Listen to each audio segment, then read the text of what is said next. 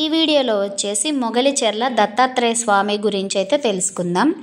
ఈ మొగలిచెర్ల దత్తాత్రేయ స్వామి అంటే ఎవరు, ఈయన ఎక్కడ ఉంటారు, ఏంటి అనేది ఈ వీడియోలో స్కిప్ చేయకుండా చూడండి. మీకు స్వామివారి గురించి అన్నీ తెలుస్తాయి. ఇంకా మీరు ఎవరైనా నా ఛానల్ సబ్స్క్రైబ్ చేసుకోకుండా చూస్తున్న వారైతే ప్లీజ్ సబ్స్క్రైబ్ చేసుకోండి. అలానే పక్కన ఉన్న బెల్ ఐకాన్ని కూడా క్లిక్ చేసి ఆల్ అని క్లిక్ చేసుకోండి. నేను ఏ వీడియో మీకు పెట్టినా మీకు నోటిఫికేషన్స్లో అయితే వస్తూ ఉంటాయి. ఇంకా లేట్ చేయకుండా వీడియోలోకి అయితే వెళ్ళిపోదాం. చూసారు కదా, ఇది నెల్లూరు జిల్లాలోని కందుకూరు నుంచి మొగలిచెర్ల అనేది ఒక 35 కిలోమీటర్ల లోపే ఉంటుందన్నమాట. మొగలిచెర్ల నుంచి లోపలికి ఒక 2 కిలోమీటర్లు వెళ్ళాలండి. మీరు మొగలిచెర్లకు వచ్చిన తర్వాత అక్కడ ఎవరిని అడిగినా మీకు ఎలా వెళ్ళాలి ఏంటనేది చెప్తారు. అయితే ఈ స్వామి పేరు, అసలు పేరు వచ్చేసి చిన్నప్పటి నుంచి పిలిచే పేరు వేణుగోపాల స్వామి అండి. ఈ దత్తాత్రేయ అనే పేరు ఎలా వచ్చిందో కూడా నేను వీడియోలో మీకు చెప్తాను, చూడండి. అయితే వీరిది కడప జిల్లాలోని సిద్ధవటం తాలూకా ఇసుకపాల గ్రామం అన్నమాట. ఈయన అక్కడే జన్మించారు. అయితే వీరు 5గురు సంతానంలో 4వ వారు అనమాట ఈ దత్తాత్రేయ స్వామి అనేవారు. అయితే ఈ స్వామి వారి చిన్నతనంలోనే ఉండగానే వాళ్ళ తండ్రి మరణించారనమాట. అయితే ఆయన మరణించిన తర్వాత ఇసుకపాలెం నుంచి నెల్లూరు జిల్లాలోని కొండాపూరు మండలంలోని ఎర్రబల్లె అనే గ్రామంలోకి అయితే వచ్చారు. అయితే వీరికి ఈ ఎర్రబల్లె అనే దగ్గర కొన్ని ఆస్తులు ఉండడం, అట్లనే వాళ్ళ బంధువులు అందరూ ఇక్కడే ఉండేవారు. అయితే ఆ సమయంలో కొద్ది రోజులు చిత్తూరు జిల్లాలో ఏర్పేడు దగ్గర గురుకులంలో కొన్ని రోజులైతే ఈ స్వామివారు ఉన్నారు. అయితే ఆ తర్వాత అక్కడ స్వామివారికి అక్కడ నచ్చలేదన్నమాట. ఇక ఆ ప్రాంతం నుంచి ఎర్రబల్లి ప్రాంతానికి అయితే వచ్చేసారు. ఇక్కడికి వచ్చిన తర్వాత ఈ ఎర్రబల్లి ప్రాంతానికి సమీపంలో మాలకొండ అనే నరసింహస్వామి ఒక పుణ్యక్షేత్రం అయితే ఉంది. అయితే అక్కడే ఉన్న కొండల్లో గృహాల్లోకి వెళ్ళి ఈయన స్వామి తపస్సు చేస్తూ ఉండేవారు అనమాట. అలా ఈ మాలకొండ అనేది ఏంటంటే మనకి శనివారం మాత్రమే గుడి ఓపెన్ చేస్తారు. మిగతా రోజుల్లో మానవులకు దర్శనం ఉండదు. దేవతలకు మాత్రమే దర్శనం ఉంటుందన్నమాట. ఆ మిగతా 6 రోజులు శనివారం మాత్రమే మానవులకు దర్శనం. ఆ 6 రోజులు దేవతల దర్శనం చేసుకునేటప్పుడు ఈ స్వామివారు ఆ కొండ గృహాల్లోకి వెళ్ళి తపస్సు చేస్తూ ఉండేవారు అనమాట. ఈ మాలకొండ గురించి, ఆ నరసింహస్వామి గురించి నేను నెక్స్ట్ వీడియోలో అప్లోడ్ చేస్తాను. మీరు ఎవరైనా కావాలనుకుంటే నా వీడియోలో చూడొచ్చు. మీరు చూడాలి అనుకుంటే నా ఛానల్ సబ్స్క్రైబ్ చేసుకొని బెల్ ఐకాన్ క్లిక్ చేసి ఆల్ అని క్లిక్ చేసుకుంటే నేను పెట్టే నోటిఫికేషన్స్ అన్నీ మీకు వస్తూ ఉంటాయి. అలా మీరు ఆ వీడియోని అయితే చూడొచ్చు. అలా ఈ స్వామివారు అక్కడ కొండ గృహాల్లో తపస్సు చేస్తూ ఉండేవారు అనమాట. అయితే ఆ సమయంలో ఈ మాలకొండ దేవస్థానానికి ట్రస్టీగా ఉన్న పవని శ్రీధర్రావు గారు ఇక్కడ వర్క్ చేస్తూ ఉండేవారు. అయితే ఆ సమయంలో ఈ పవని శ్రీధర్రావు గారికి ఈ స్వామివారు అప్పుడప్పుడు తెల్లని వస్త్రాలలో ఆయనకి కనిపిస్తూ ఉండేవారు అనమాట. అలా ఈ స్వామివారికి శ్రీధర్రావు గారికి స్నేహం అయితే జరిగింది. ఈ స్నేహం అనేది చాలా బలపడింది అనమాట వీళ్ళిద్దరి మధ్యన. అయితే ఆ తర్వాత కొన్ని రోజులకి ఈ స్వామివారు పవని శ్రీధర్రావు గారితోటి మాకు ఒక 10 ఎకరాల స్థలం ఇస్తే ఈ ప్రాంతంలోనే మొగలిచెర్ల ప్రాంతంలో ఒక ఆశ్రమాన్ని కట్టుకొని ఇక్కడే మంచి బోధనలు చేస్తూ, అంటే గురు బోధనలు చేస్తూ ఇక్కడే ఉంటాను అని స్వామి చెప్పడంతో అయితే ఆయన అంటే మొదటిసారి ఈయన అడగడం, అంటే ఎవరికైనా ఒకేసారి ఇలా 10 ఎకరాలని డబ్బులని అడగగానే కొంచెం ఆలోచిస్తాం కదా అని ఆయన కూడా కొంచెం ఆలోచించారనమాట. కానీ ఆయన కొన్ని రోజులకి ఆ స్వామివారి మహిమలు, ఆయనతో ఉన్న స్నేహం, ఆ సన్నిహితానికి ఈయన మంచివారే అని అనిపించి ఈయనకి ఆ స్థలాన్ని ఇవ్వాలనిపించింది అనమాట స్వామివారికి. అలానే స్వామివారికి స్థలం అయితే ఇచ్చేశారు. ఆ స్థలంలో ఈ స్వామివారు ఒక ఆశ్రమాన్ని అయితే కట్టేశారనమాట. ఏర్పాటు చేసి అలా కొంతకాలం గడిచిన తర్వాత ఈ స్వామివారు అక్కడే ఆశ్రమంలో ఉంటే ఈ ప్రాంతంలో సంబంధించిన వాసులందరికీ మంచి మంచి బోధనలు చేస్తూ తత్వాన్ని బోధిస్తూ ఉండేవారు అనమాట. అయితే రానున్న కాలంలో ఈయన ఒక మంచి గురువుగా పేరైతే పొందారు. అలా కాలక్రమేణా స్వామివారిని దత్తాత్రేయ స్వామి అని పిలవడం మొదలుపెట్టారనమాట జనాలందరూ.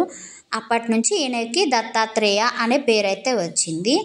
అయితే ఆ తర్వాత ఒకరోజు స్వామివారు పవని శ్రీధర్రావు గారితో అక్కడే ఉన్న ప్రజలతోటి ఇలా అన్నారనమాట, నేను సజీవ సమాధి అవ్వాలనుకుంటున్నాను, దానికి తగిన ఏర్పాట్లు చేయమని చెప్పేసి అయితే వాళ్ళకి చెప్తారు. అయితే అక్కడ ఉన్న వాళ్ళందరూ ఆశ్చర్యపోయి సజీవ సమాధి అవుతారా, వద్దండి అని చెప్పి, మీరు ఇలా సజీవ సమాధి అవ్వడానికి మేము ఒప్పుకోము, మీరు మా కళ్ళ ముందే ఇలానే ఈ ప్రాంతంలోనే మాకు ఇట్లా బోధనలు చేస్తూ ఉండండి, మీరు ఈ ఆశ్రమంలో మీరు ఎన్ని రోజులు ఉండాలనుకుంటున్నారో అన్ని రోజులు ఉండండి అని చెప్పేసి అక్కడున్న వాళ్ళందరూ అంటారనమాట. అప్పుడు స్వామివారు ఇంకా కాదనలేక ఇంక ఏమి చేయలేక సరే అని చెప్పి ఒప్పుకుంటారు.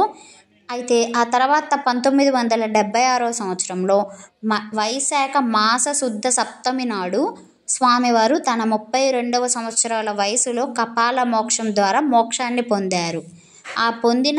ఈ కపాల మోక్షం పొందిన స్థలంలోనే ఈ స్వామివారికి సమాధిని అయితే నిర్మించారనమాట. అప్పటి నుంచి ఇప్పటి వరకు కూడా ఈ పూజ కార్యక్రమాలు నిర్వహిస్తూ ఇప్పుడు మనం దర్శించుకునేది కూడా ఈ స్వామివారి సమాధి అనమాట. ఆ స్వామివారి సమాధి మీకు ఇందాక చూపించాను. ఇక్కడ ప్రతి సంవత్సరం కూడా వైశాఖ శివరాత్రి అప్పుడు ఇక్కడ స్వామివారికి ఆరాధన మహోత్సవాలు కూడా నిర్వహిస్తూ ఉంటారనమాట. అప్పుడు ఆ స్వామి మాలను కూడా వేస్తూ ఉంటారండి. అంటే మనం అయ్యప్ప స్వామి మాల, శివమాల ఎలా వేస్తారో అలానే ఈ దత్తాత్రేయ స్వామి వారికి కూడా మాల అయితే ధరిస్తూ ఉంటారు. మండలం రోజులు ధరిస్తారనమాట. మండలం రోజులు అంటే 40 రోజులు స్వామివారి మాలను కూడా ధరిస్తూ ఉంటారు.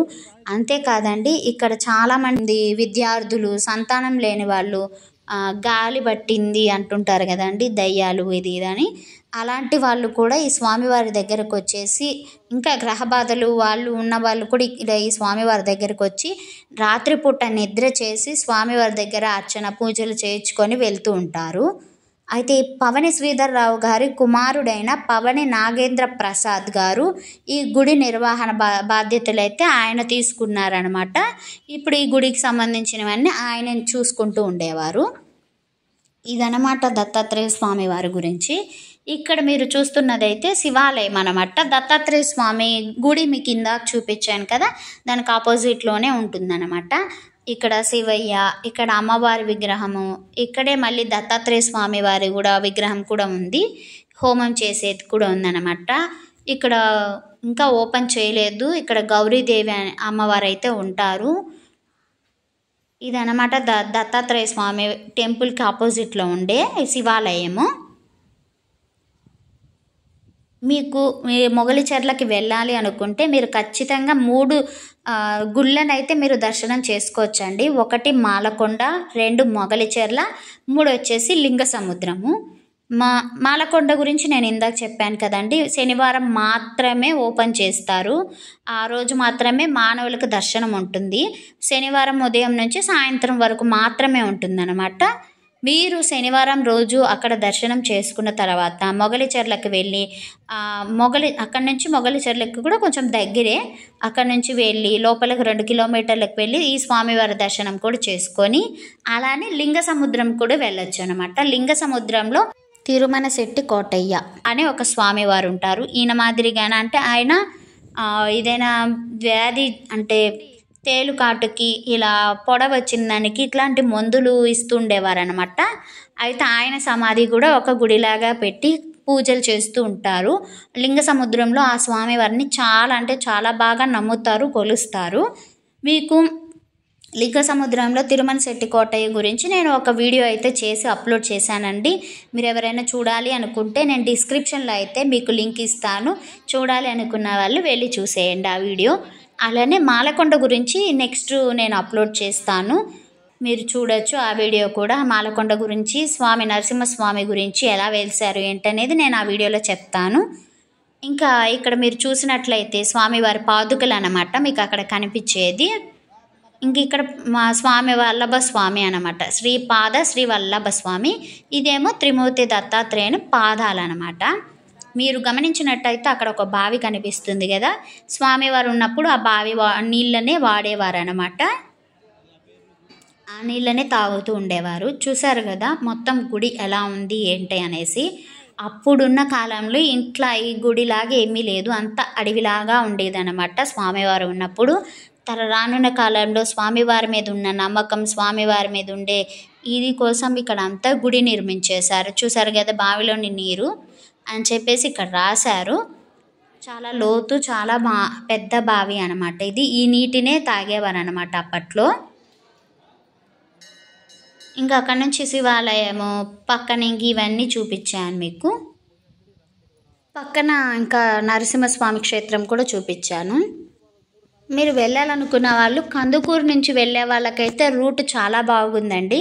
లింగ సముద్రం నుంచి కొంచెం రూట్ అనేది రోడ్లు కొంచెం బాగలేవు. మీరు ఎట్లా వచ్చినా మీరు 3 దర్శనం చేసుకోవాలి కాబట్టి మీరు ఎటు నుంచి వచ్చినా ఒక దారి మాత్రం ఖచ్చితంగా వెళ్ళాలి. సో ఇంకా ఈ వీడియోలో చూశారు కదా స్వామివారి గురించి, ఆ గుడి ఎక్కడుంది ఏంటి అనేసి. మీకు ఇంకా స్వామివారి గురించి వివరాలు కావాలి, మేము తెలుసుకోవాలి అని అనుకుంటే ఇక్కడ ట్రస్టీ వాళ్ళ దగ్గర స్వామివారి గురించి చరిత్ర ఒక బుక్ అయితే ఉందన్నమాట. మీరు కావాలి అంటే వాళ్ళని అడిగితే ఆ బుక్ అయితే వాళ్ళ దగ్గర నుంచి మీరు తీసుకోవచ్చు. స్వామివారి గురించి తెలుసుకోవాలంటే చాలా పెద్ద చరిత్రే ఉందండి. అది చెప్పాలంటే ఈ వీడియోలు కాదు కదా, రోజులు కూడా సరిపోవు అనమాట. చాలా అంటే చాలా మహిమ కలిగిన స్వామివారు దత్తాత్రేయ స్వామి అనేసి. ఈయన నమ్ముకున్న వాళ్ళకి చాలా అంటే చాలా మంచి జరిగింది. మన ఈ నెల్లూరు జిల్లా నుంచే కాదండి, పక్క జిల్లాల వాళ్ళు, పక్క రాష్ట్రాల వాళ్ళు కూడా వస్తూ ఉంటారు ఇక్కడికి. ముఖ్యంగా ఇక్కడ రాత్రులు అయితే నిద్ర చేయడం చాలా అంటే చాలా మంచిది అని చెప్తూ ఉంటారు. ఇదే అన్నమాట ఈ దత్తాత్రేయ స్వామి వారి గురించి. ఈ వీడియో మీకు నచ్చితే లైక్ చేయడం అస్సలు మర్చిపోవద్దు. అలానే మీ ఫ్రెండ్స్కి, రిలేటివ్స్కి షేర్ చేయండి. సబ్స్క్రైబ్ చేసుకోవడం అస్సలు మర్చిపోవద్దు. Thanks for watching. Bye bye. ఓం శ్రీ దత్తాత్రేయాయ నమః.